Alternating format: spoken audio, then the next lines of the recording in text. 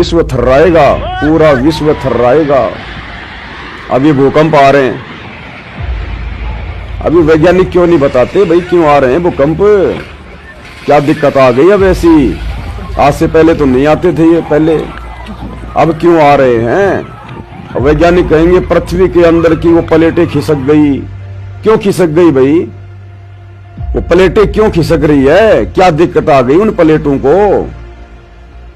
तो ये तो अपने हीट एंड ट्रायल मेथड के आधार से बातें करते हैं वैज्ञानिक, जितना इनको पता होता है, इससे ज्यादा नहीं पता इनको अध्यात्म का।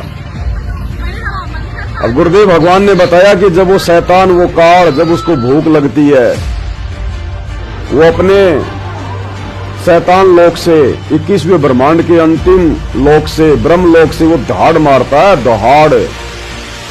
तब तुम्हारी ये तीनों लोक कांप जाते हैं, तीनों लोक। तब ये तुम्हारी ये पृथ्वी कांपती है, इनकी ये प्लेटें कांपती है। वैसे नहीं कांपती है प्लेटें। उस शैतान को जब भूख लगती है ना, जब उसने महाविनाश करना होता है, तब वो धाड़ मारता वहां से कि दुर्गा भोजन भंडारे में इतनी देर क्यों कर दी।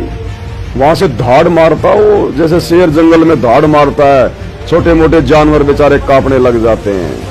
तो वो ज्योति निरंजन, वो काल, वो शैतान, वो धाड़ मारता है, क्योंकि युग परिवर्तन का दौर चल रहा है और उसको पता है कि जितना भोजन समेटा जा सके उतना समेट ले। और वो कोई आलू टमाटर की सब्जी नहीं खाता, वो बैंगन भरता नहीं खाता, वो आप और हम जीवों को खाता है, इंसानों को खाता है।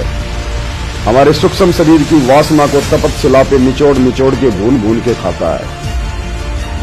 तो भैया अब उसको आभास हो गया, उसको पता हो गया। जब आप लोग अध्यात्म से परिचित हो जाओगे, सृष्टि रचना से परिचित होगे, सतगुरु रामपाल जी के प्रवचन सुन के, तो आपको पता चलेगा कि इस कबीर परमात्मा सतगुरु रामपाल जी का और इस शैतान का, इस काल का एग्रीमेंट हुआ था। और इस काल ने स्वयं कहा था अपनी सूझबूझ से कि आप कलयुग में जितने मर्जी जीव अपने सतलोक ले जाना, मैं आपको नहीं रोकूंगा। तो अब इस काल को पता है वो कलयुग की बिचली पीढ़ी आ चुकी है और अब जीव आत्माएं मेरे लोक से जाएंगी, मेरा भोजन मेरे घर से बाहर जाएगा। तो भैया वो कोशिश करेगा ज्यादा से ज्यादा इंसानों को मारने का, ज्यादा से ज्यादा तबाही मचाने का। ज्ञान से दुनिया मानती नहीं है ना, लातों के भूत कभी बातों से थोड़ी मानते हैं। इसलिए ये देश विदेश में जो घटनाएं हो रही है ना, ये प्राकृतिक घटनाएं, जैसे थाईलैंड में भूकंप आ गया अभी, ये पूर्व चेतावनी है हम भारतवासियों के लिए कि कम से कम तुम तो जाग जाओ, तुम तो पहचान लो अपने बाप को, अपने परवरदिगार को। सत्संग सुनने में क्या जाता है, झटके थोड़े लग रहे हैं। सारा दिन मोबाइल में बकवाद भी तो देखते हो दिन रात। सत्संग सुनने में तुम्हें जोर आता है, तुम्हें दिक्कत आ रही है। आने वाले समय में पता चलेगा तुम्हें। वो फिल्में, अश्लील गाने, शराब पार्टी, खाना पीना, पिकनिक, वो तुम्हारे कुछ काम नहीं आएगा। ये पूर्व चेतावनी है भाई। आने वाले 3 से 4 वर्षों में क्या होने वाला है किसी को आइडिया भी नहीं है, आइडिया भी।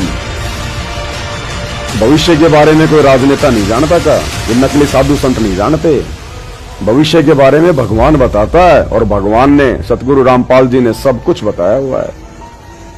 तो आने वाले समय में बचाव केवल उन्हीं आत्माओं का होगा जो या तो वर्तमान में सतगुरु रामपाल जी की शरण में रह के भक्ति कर रहे हैं, या फिर जिनमें धार्मिकता शेष है, जो धार्मिक आत्माएं हैं, जो गलत काम करने से बेचारे डरते हैं, जो शाकाहारी हैं, कोई नशा नहीं करते, कोई बुराई नहीं करते, बेवजह किसी को दुखी नहीं करते, परेशान नहीं करते, या फिर उस प्रकार की आत्माएं बचेंगी। बाकी भाड़े के भाव जाएंगी।